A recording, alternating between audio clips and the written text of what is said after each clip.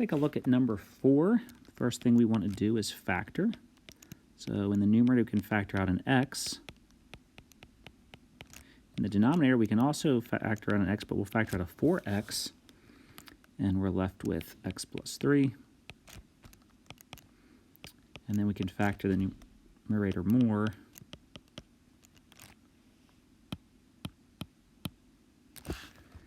So x plus 4, x minus 1. This is 4x times x plus 3.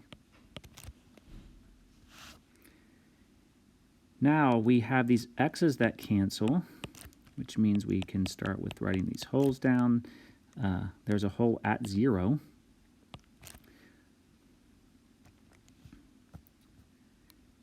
And then we have our x-intercepts, vertical asymptotes, horizontal or slant asymptote, and our y-intercept. X-intercepts, values that make the numerator equal 0, so negative 4 and 1.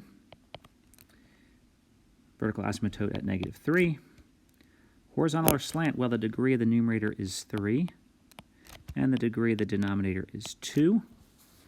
And so this is the case where we actually have to do long division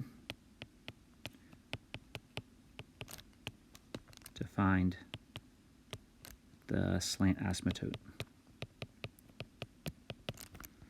So we have 1/4, because 1/4 times 4 is 1, and we need an x, so when you multiply that, that will be x cubed.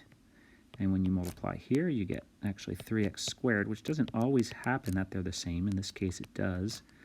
So this actually becomes 0. 4x squared does not go into 0, so like a plus 0 here. Actually, we're supposed to bring down. So it's a 0. And then you get 0 and subtract. And then this is our remainder.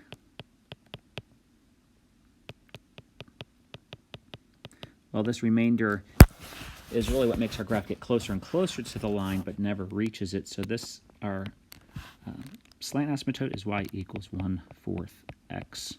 You can put plus 0 if you want, but and then the y-intercept, we plug in 0, and we get negative. We actually get 0 over 0. There's no y-intercept, which we'll take a look at soon. So let's graph these. We have x-intercepts at negative 4 and 1. Vertical asymptote at negative 3. Do have to remember that whole at 0, and then a slant asymptote at y equals 1/4 x plus 0, so 0 up 1 over 4.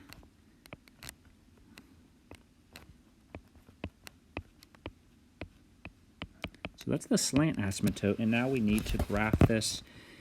We see we have a couple x-intercepts here, which kind of makes our graph have to come up here, and then on the other side of the asymptote it will come here. I forgot it on the last example I did, but there is a hole at 0, so what we're going to do is put a hole right here at 0. And